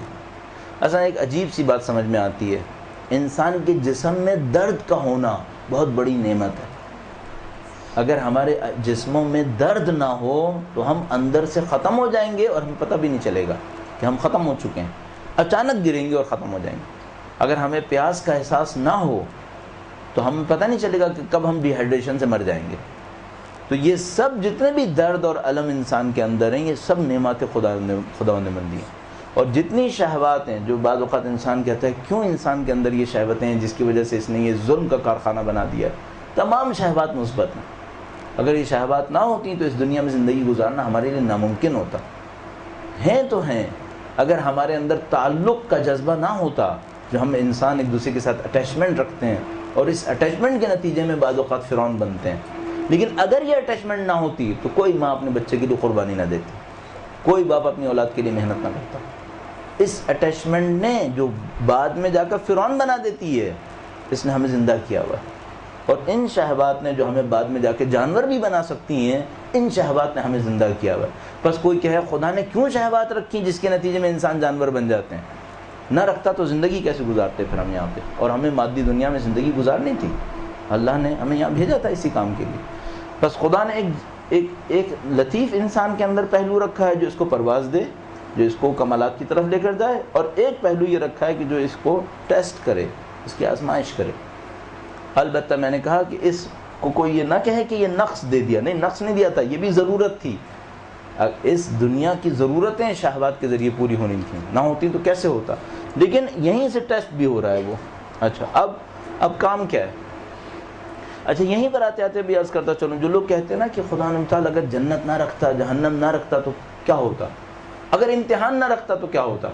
اگر انسان ایک ایسا موجود ہے، ایسا وجود ہے کہ جس کے اندر پوٹینشلی کوئی اسٹیٹس کنفرم نہیں ہے اور چاہے تو اوپر جائے چاہے تو نیچے جائے، تو بغیر امتحان کے طے کیسے ہوتا کہ اوپر جائے گا یا نیچے جائے گا؟ اصل وجود انسانی کا لازمی تقاضا یہ ہے کہ یہ امتحان میں ہو، بغیر امتحان کے اس میں کچھ طے نہیں ہو سکتا تھا کہ یہ کہاں جانا ہے اس نے. اور یہ طے تھا کہ وجود کے اس دنیاوی وجود کے ابتدا پر اس کا کوئی اسٹیٹس کنفرم نہیں ہوگا، یہ کہیں پہ بھی جا سکے گا. البتہ یہ بھی کنونشنل فکر کے تحت ہے کہ ہم سمجھ رہے ہیں کہ وجود اس دنیاوی وجود کے ابتدا پر کوئی اسٹیٹس کنفرم نہیں ہوگا. میرا نہیں خیال کہ ایسا ہو، لیکن بہرحال جو مشہور و معروف ہے وہ یہی ہے. درود بھیجیں محمد و آل محمد.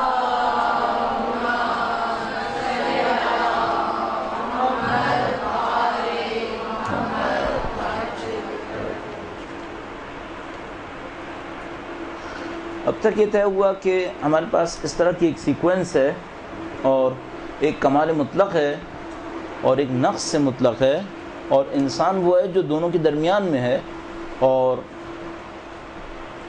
اپنے اندر موجود دونوں پہلوؤں کے ذریعے سے یہ طے کرتا ہے کہ اس کو کس طرف جانا ہے، اس کو آیا کمال کی طرف جانا ہے یا نقص کی طرف جانا ہے.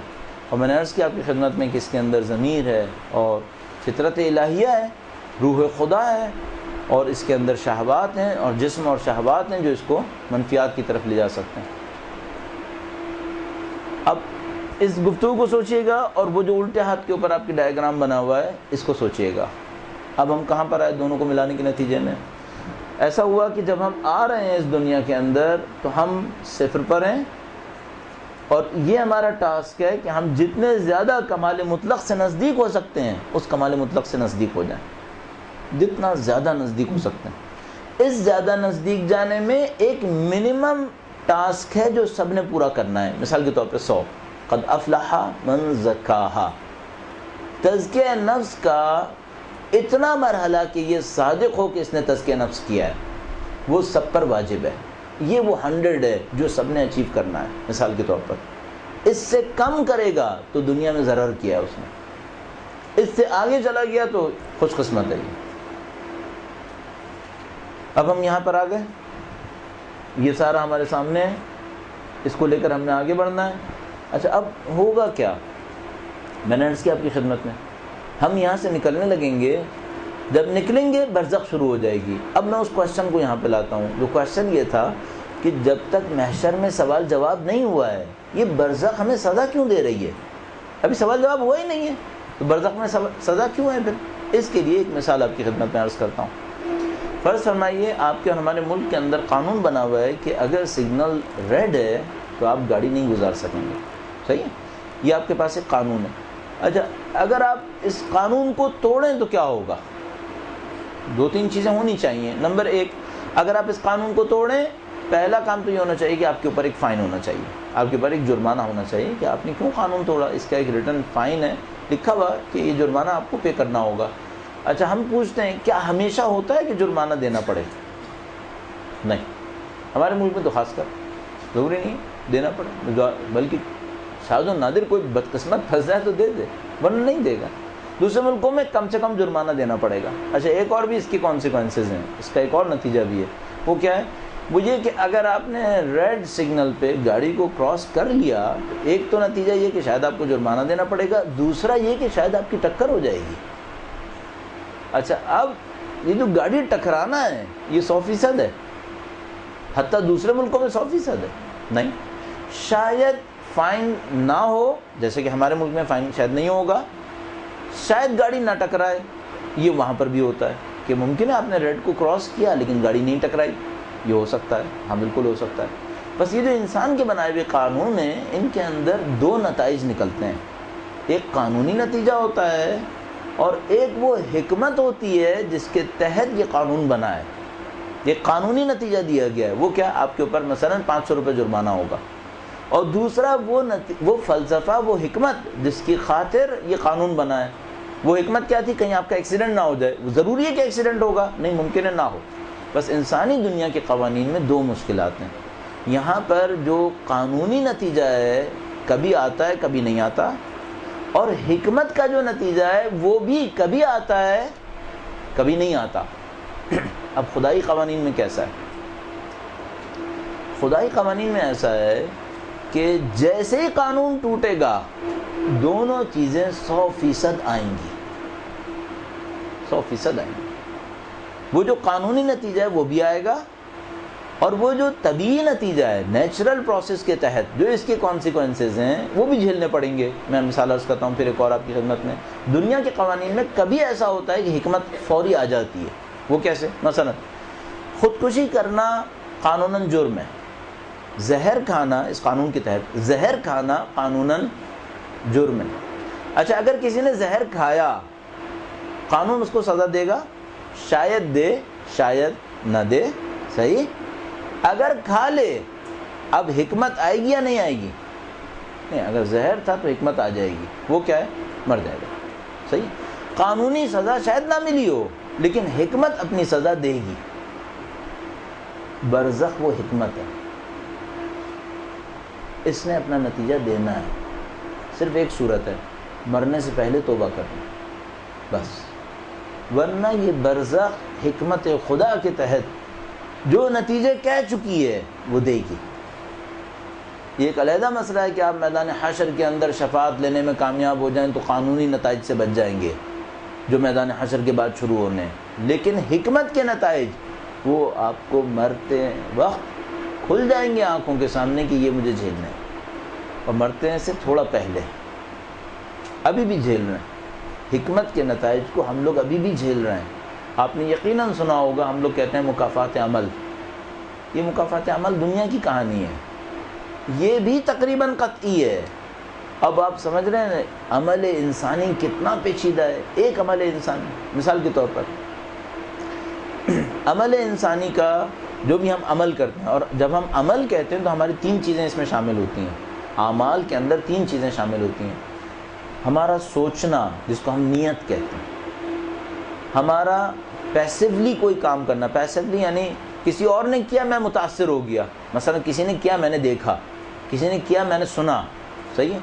بس ہمارا سوچنا نیت، ہمارا متاثر ہونا دیکھنا سننا یہ، اور اس میں ہمارا کرنا بھی کئی طرح سے ہو سکتا ہے۔ ہمارا کرنا کبھی کہے کا کرنا ہوتا ہے، کبھی ہاتھوں سے جسم سے موومنٹ کر کے کچھ کرنا ہوتا ہے، صحیح؟ یہ سب اعمال کے اندر شامل ہیں، صحیح؟ بس کم از کم 4 کیٹیگریز آپ کے سامنے آ جاتی ہیں اعمال انسانی کی۔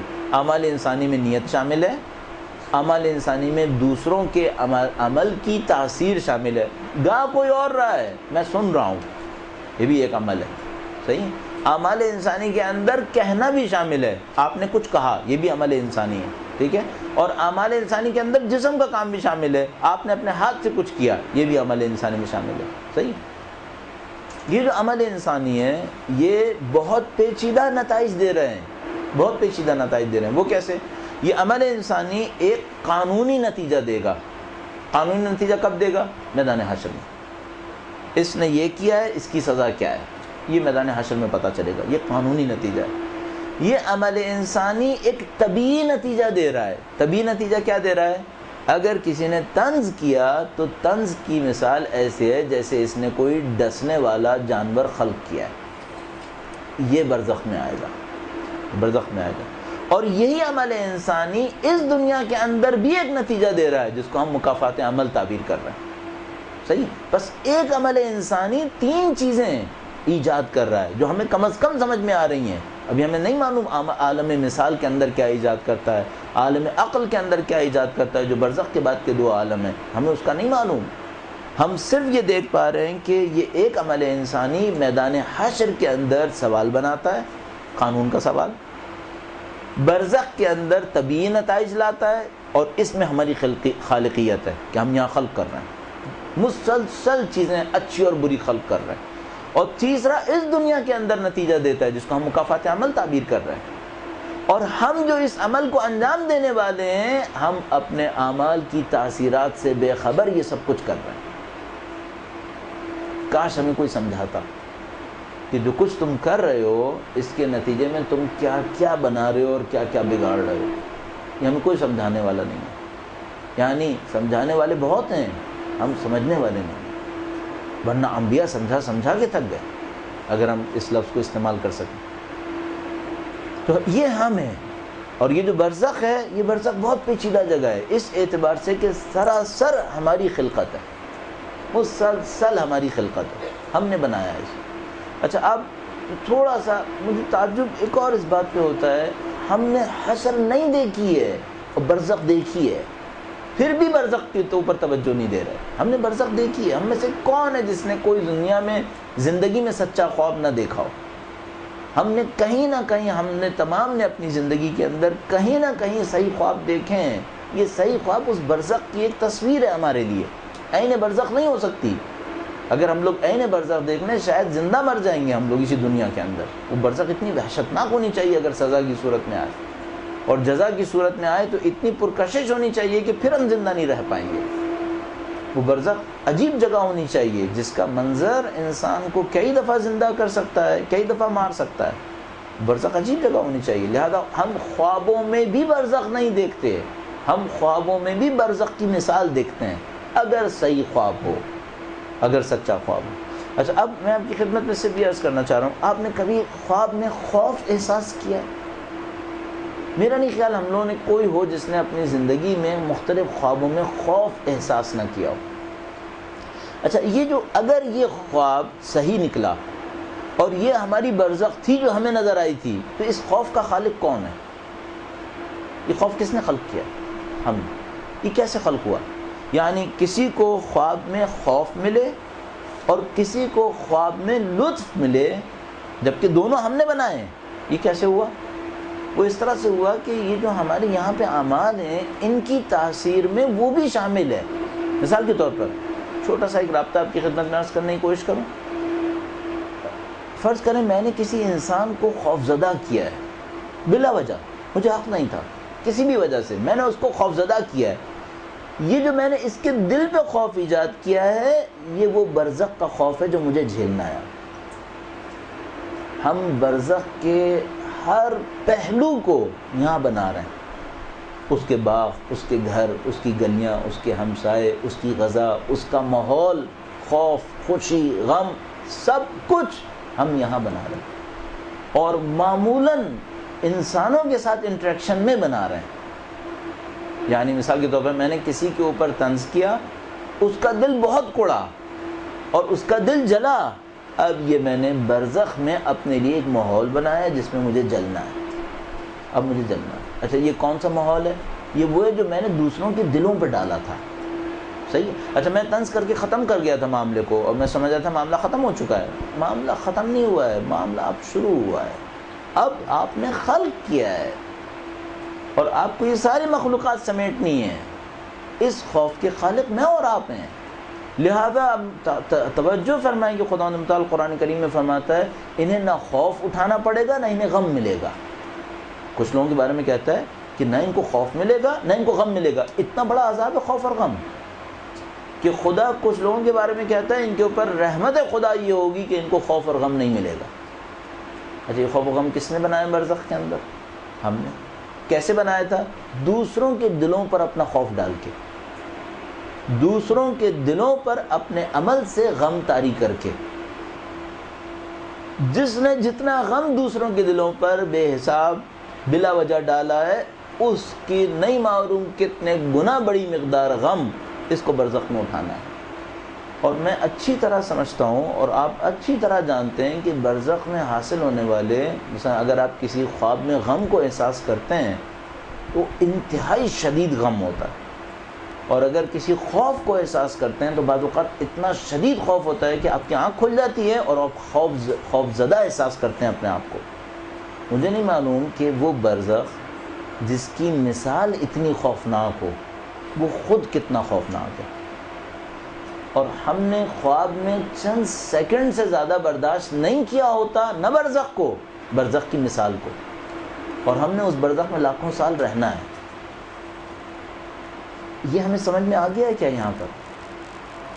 نہیں، شاید یہاں سے نکلنے کے بعد گھر جائیں گے پھر کسی کے ساتھ یہی کریں گے کہ اس کے دل پہ خوف جمائیں گے، اس کے دل پہ غم طاری کریں گے، اس کی تحقیر کریں گے. اچھا یہ جو ہم نے دوسرے کی تحقیر کی، اب کیا ہو رہا ہے؟ برزخ میں اپنی تحقیر کے لیے ایک ماحول بنایا ہے. آپ نے یہاں پہ تحقیر 5 منٹ کے لیے کی تھی، وہاں پہ وہ تحقیر نہیں معلوم کتنے سال چلے گی. آپ نے دیکھا یہاں پہ کچھ لوگوں کو مستقل تحقیر اٹھانی پڑ رہی ہے، ہر روز تحقیر ہوتی ہے. یہ نہیں سمجھ رہے کہ یہ ہمارے برزخ کا ریفلیکشن ہے جو خدا ہمیں اشکال میں دکھا رہا ہے. یہاں پر خدا ہمیں کسی ایسی سزا میں نہیں ڈالے گا جس کے بارے میں اس نے ہمیں اچھی طرح آگاہ نہ کیا ہو. یہ نہیں ہو سکتا. یعنی اگر انسان کو کسی ایسی چیز پہ سزا ملے جس کے بارے میں اسے پتہ نہ ہو کہ سزا کیا ہے، یہ ظلم ہو جائے گا. پھر اس کا مطلب ہے وہ ہمیں یہیں پر ہماری اپنے وجود اور عقل کے ذریعے سے سمجھا رہا ہے کہ دیکھو تم برزخ سمجھ لو یہاں پر، کیونکہ یہ تمہارا نصیب ہے جو تم خود بنا رہے ہو. تو میں نے عرض کیا برزخ طبعی نتائج ہیں، سزا نہیں ہے. سزا محشر کی بات ہے. یہ وہ عجیب و غریب حقیقت ہے جس سے ہم اور آپ گزر رہے ہیں. لیکن مجھے تقریباً یقین ہے کہ میں تو خیر کیا ہی اس بات کو سمجھ پاؤں، مجھے نہیں لگتا کہ شاید ہم میں سے اکثر لوگوں کو یہ سمجھ میں آیا ہو کہ ہم لوگ کہاں سے گزر رہے ہیں. مجھے یہ لگتا ہے جیسے یہ موضوع بہت اہم ہے کہ ہمیں یہ سمجھ میں آ جائے کہ یہ جو پارٹ جس سے ہم گزر رہے ہیں، اور خوش قسمت وہ ہے جو جلدی جاگ جائے تاکہ اس کے پاس کام کرنے کے لیے وقت ہو اور اپنی غلط مخلوق کو روکنے کے لیے وقت مل جائے اسے، کہ میں اس سے زیادہ غلط مخلوقات خلق نہ کروں کیونکہ یہ سب مجھے جھیلنی ہے. ہر انسان اس کے ساتھ وقت گزارے گا جو وہ خلق کر رہا ہے، کہیں نہیں جائے گا. تو اس کے اوپر توجہ فرمائے گا. اور یہ داستان آپ کے سامنے میں نے آپ کی خدمت میں عرض کی پوری تفصیل کے ساتھ. ہم کہاں سے آئیں، ہمارا اسٹیٹس کیا ہے اس وجود کے اندر. اگر کوئی ڈیولپمنٹ کرنا چاہے کمال مطلق تک راستہ ہے. خدا نہ کرے نعوذ باللہ کوئی گرنے کی طرف آ گیا تو وہ پسترین حیوانات سے زیادہ پست ہوگا. اگر کوئی یہ جو میں نے آپ کی خدمت میں تھیوریٹیکلی عرض کیا تھا کہ 7 شکلیں حیوانات کی آ سکتی ہیں، اگر اس کے بارے میں آپ کچھ معلومات لینا چاہیں تو آپ کے پاس شاید کورس میں بھی شامل ہو عروج السعادہ نام کر کی کتاب. عروج السعادہ، عروج السعادہ کے اگر آپ پہلے 100 صفحے بھی پڑھ لیں تو اس میں یہ تصویر آپ کے سامنے بالکل کلیئر ہو جائے گی کہ کس طریقے سے شہوات برزخ کے اندر حیوانی اشکال خلق کر رہی ہیں. ابھی اس میں بہت ساری چیزیں باقی ہیں، لیکن ہم نے ارادہ ایک کیا ہے کہ ہم ایک گفتگو کو اس سے زیادہ آگے نہ لے کے جائیں، ایک سیشن سے زیادہ، تاکہ آپ میں سے جو آیا ہو اس دن اس کو سننے کو مل جائے. اور اگر کبھی وہ اگلی دفعہ نہ بھی آئے تو اس کو کوئی مسئلہ لاحق نہ ہو. البتہ یہاں ریکارڈنگ ہو رہی ہوتی ہے تو کوئی سننا چاہے تو بعد میں بھی سن سکتا ہے. لیکن طے میں نے اپنے ذہن میں رکھا ہے کہ ہم اس کو اسی طریقے سے رکھنے کی کوشش کریں کہ ایک موضوع کو ایک سیشن کے اندر کمپلیٹ کرنے کی کوشش کریں. تو ہم نے جو ابھی اصولی طور پر طے کیا ہے وہ یہ کہ مہینے میں 2 سیشنز ہم یہاں پر کریں گے انشاءاللہ تعالیٰ. اگر خدا متعال نے توفیق دی 2 اتوار یہاں پر آنے کی کوشش کریں گے، اور اس مہینے کے 2 اتوار پورے ہوئے انشاءاللہ اکتوبر کے مہینے کے اندر کوشش کریں گے کہ 2 اتوار حاصل کر کے اس کو کسی اور موضوع کے اوپر گفتگو کریں. آپ کے پاس 5 منٹ میرے خیال میں ہیں ابھی سوال کرنے کے لیے. اگر آپ کے ذہن میں کوئی سوال ہو بیان فرمائیے گا. اور میں عرض کرتا چلوں، سوال میں یہ نہ کیجیے گا کہ اگر میری بات کے 2 پہلو نکل رہے ہوں، ایک غلط اور ایک صحیح، تو آپ غلط والے کو ہائی لائٹ کریں. نہیں، اگر 2 پہلو نکل رہے ہیں تو آپ کی ذمہ داری کیا ہے؟ آپ صحیح والے کو لیں. کیوں اپنا وقت ضائع کر رہے ہیں اور کیوں میرا وقت بھی ضائع کرتے ہیں؟ جب 2 پہلو آپ کو خود سمجھ میں آ رہے ہیں کہ اس بات کے 2 امکانات ہیں. اب کرنے والا کرنے کے بعد کہتا ہے میں نے سوچا دوسروں کو غلط فہمی نہ ہو جائے. بھیا خدا کا واسطہ دوسروں کی ذمہ داری مت اٹھاؤ، اپنے عقل کی ذمہ داری لے لو. ابھی اسٹوڈنٹ کی لائف میں آپ لوگ ابھی اپنی ذمہ داری لے لیجیے. بہت معذرت کے ساتھ عرض کر رہا ہوں.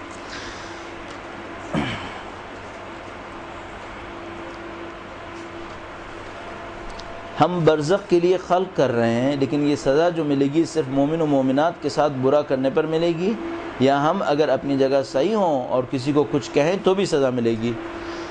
ناحق پہ سزا ملے گی، چاہے مومن کے ساتھ کریں چاہے غیر مومن کے ساتھ کریں، ناحق پہ سزا ملے گی. صحیح حق پہ ہو تو پھر کیوں سزا ملے گی؟ انبیاء نے سختی نہیں کی کیا انبیاء کرام علیہ السلام نے جہاد نہیں کیا؟ کیا اولیاء الہی نے جہاد نہیں کیا؟ تو اب یہ پھر وہی مسئلہ ہے. طے شدہ باتوں کو دوبارہ مت پوچھیں. ایک طے شدہ بات ہے کہ خدا متعال نے نظام عدل قائم کیا ہے، نظام ظلم قائم نہیں کیا کسی بھی سطح کے اوپر. بس برزخ کی زندگی میں بھی اگر حق ہو ہمارے ساتھ تو سزا نہیں ملے گی، ناحق پہ سزا ملے گی۔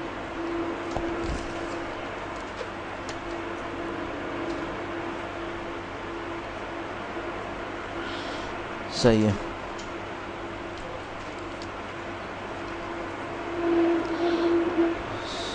صحیح، ہاں انہوں نے صحیح کیا یہ ہے کہ ہم کچھ وقت لگائیں۔ صحیح، پچھلے لیکچر کا خلاصہ تھا کہ جتنی نیکیاں عادتاً سرزد ہوں گی وہی فائدہ مند ہوں گی، جو نیکی جبراً ہے وہ فائدہ مند نہیں ہوگی، جبکہ امام کا قول ہے کہ جس نیکی کو کرنے کے لیے جتنا اپنے نفس کو مجبور کرنا پڑے وہ نیکی اتنا ہی افضل ہوگی۔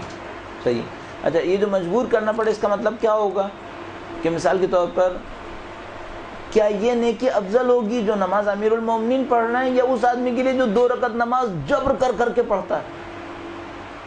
عقل کیا کہتی ہے؟ امیر المومنین جبر کر کے پڑھتے ہیں؟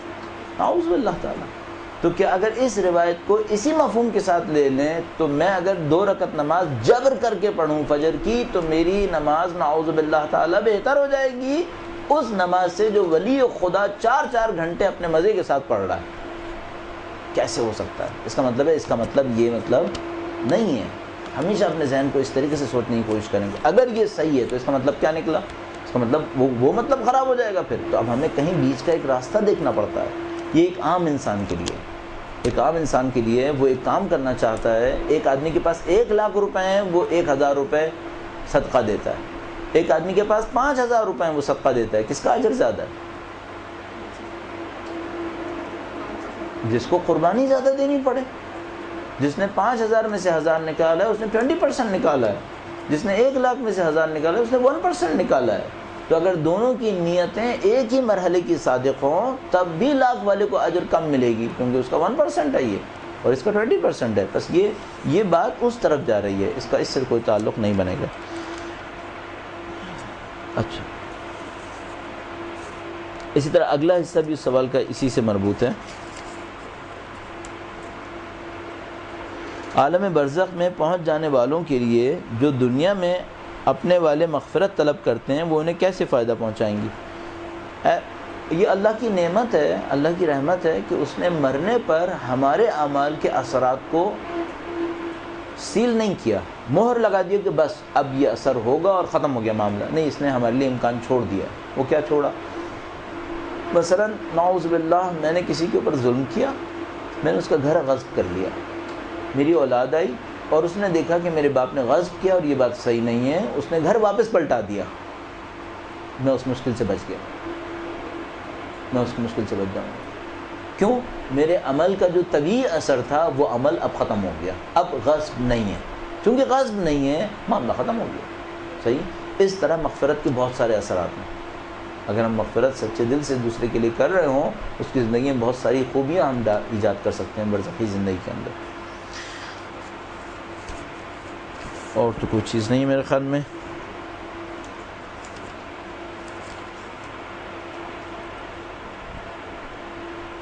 لکھا ہے آپ نے کہا کہ ہم اپنے آپ کو برزخ کے لیے تیار کر رہے ہیں، مثلا اگر ہم یہاں نیک اعمال کے پابند ہیں تو کیا ہم وہاں پر بھی ان نیک اعمال کے پابند رہیں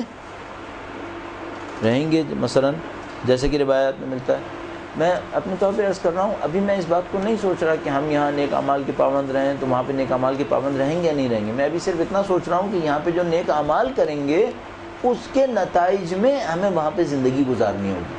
مثلا میں نے عرض کیا، اگر ہم یہاں پہ کسی کے دل کے اوپر غم طاری کریں گے تو وہاں ہماری زندگی غمگین رہے گی، یہ ہمارا برا عمل جس کا بری تاثیر ہمیں ملے گی۔ اور اگر ہم نے یہاں پر اپنے کاموں کے ذریعے لوگوں کے دلوں میں خوشی ڈالی ہے تو وہاں پر ہمیں خوشگوار زندگی ملے گی۔ صحیح ہے؟ اور مثلا ہم یہاں پہ نماز کے پابند رہے تو وہاں پہ ہم کیا کیا ایجاد کر رہے ہوں گے اور ہمارے اعمال کیا ہوں گے، یہ ایک علیحدہ اثر ملے گا ہمیں۔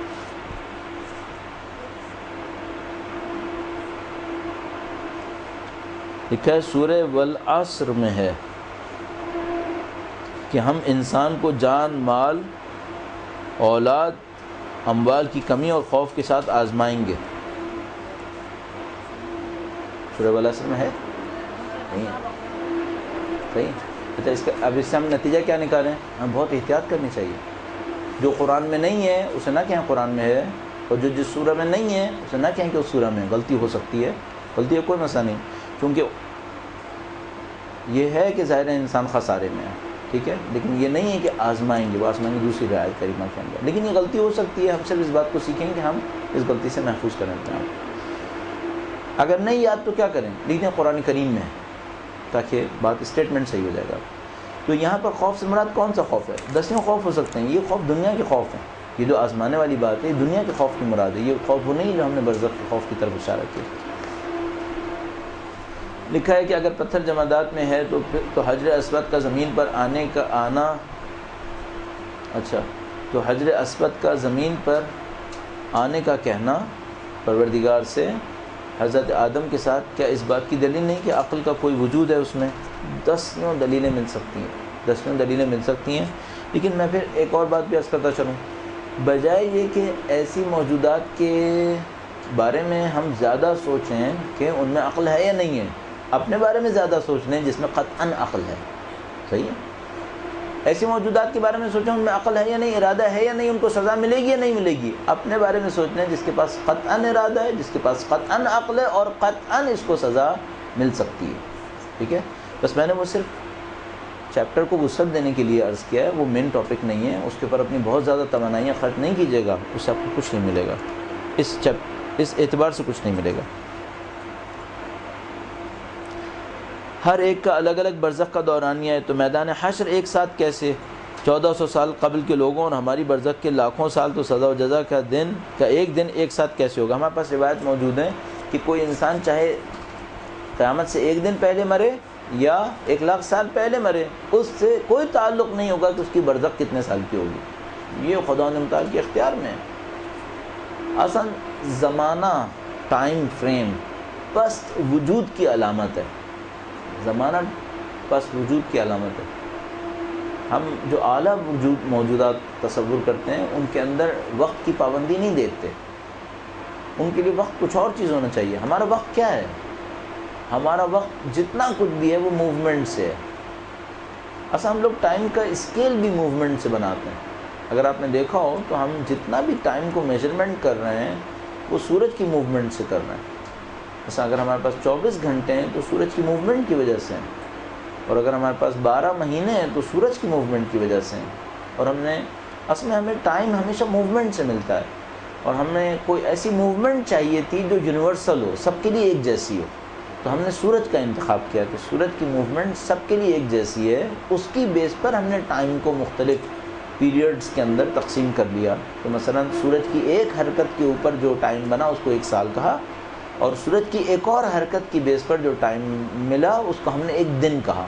پھر اس کے بعد اس دن کو 24 مساوی حصوں میں تقسیم کرنے کے بعد ہر 24 میں سے مساوی حصوں کو فردر 60 مساوی حصوں میں تقسیم کرنے کے بعد ہر ایک کو پھر دوبارہ 60 مساوی حصوں میں تقسیم کیا، تو ہمارے پاس سیکنڈز، منٹس، آورز اور پورا دن بنا، صحیح؟ تو ہم نے سورج کی موومنٹ سے لیا ہے، ہمارے پاس جتنا بھی ٹائم ہے وہ موومنٹ سے ہے، اور موومنٹ میٹیریل باڈیز کے اندر ہے، جس حرکت کو ہم پہچانتے ہیں وہ میٹیریل باڈیز کے اندر ہے، مادی اجسام کے اندر ہے، اور اگر آپ مادی اجسام سے نکل جائیں تو پھر موومنٹ وہ نہیں ہے جس کو ہم موومنٹ کہتے ہیں، وہاں ڈیولپمنٹ ہے، یہاں موومنٹ ہے، یہاں سورج میں موومنٹ ہے اور الیکٹرانز کے اندر موومنٹ ہے، اور ہر چیز میں کوئی نہ کوئی موومنٹ ہے، لیکن اگر آپ مادی اجسام سے نکل جائیں وہاں کوئی موومنٹ اس سینس میں نہیں ہے جس کو ہم موومنٹ کہتے ہیں، وہاں ڈیولپمنٹ ہوتی ہے، اس کو وہ لوگ حرکت تعبیر کرتے ہیں۔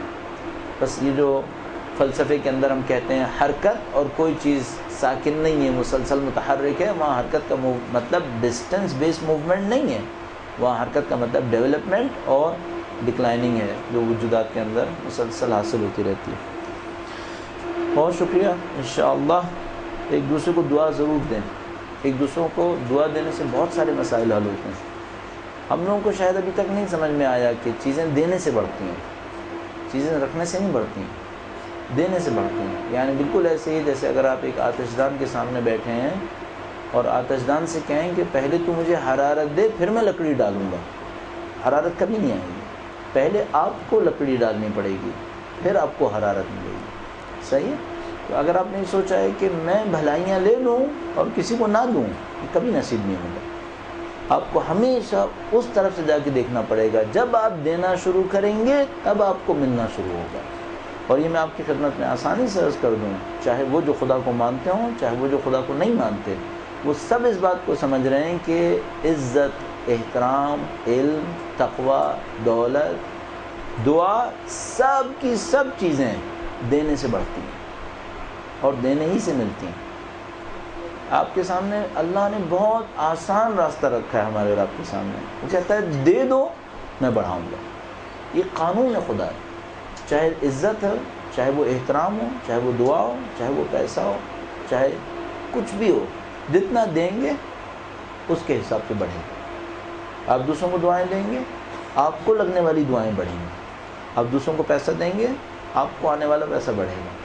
تو خدا متعال کا ایک قطعی قانون ہے۔ اور یہ جو بڑے بڑے بلینر فیملیز ہیں، بلینر خاندان ہیں، بلینر لوگ ہیں، یہ سب بے تحاشا دیتے ہیں، کیونکہ ان سب کو معلوم ہے کہ دینے سے بڑھتا ہے۔ سب بے تحاشا دیتے ہیں۔ ان کی جو کارپوریٹ سوشل رسپانسبلٹیز ہیں، اس میں یہ بلینز آف ڈالر خرچ کرتے ہیں۔ یہ اتنے دولت کے پجاری ہیں کہ کسی کو ایک سکہ مفت میں نہیں دیں گے۔ یہ کیوں کروڑوں اربوں ڈالر دیتے ہیں؟ ان کو پتہ ہے دینے سے بڑھتا ہے، تو یہ دولت کی حرص میں دیتے ہیں۔ آپ دولت کی حرص میں نہ دیں، آپ خدا کی نعمت کی حرص میں دیں، کیوں نہیں بڑھے گا؟ اور احترام دیں دوسروں کو، دعائیں دیں، احترام دیں، علم دیں، سب آپ پھر اس میں کئی گنا اضافہ پائیں گے انشاءاللہ تعالی۔ درود بھیجیں محمد و آل محمد۔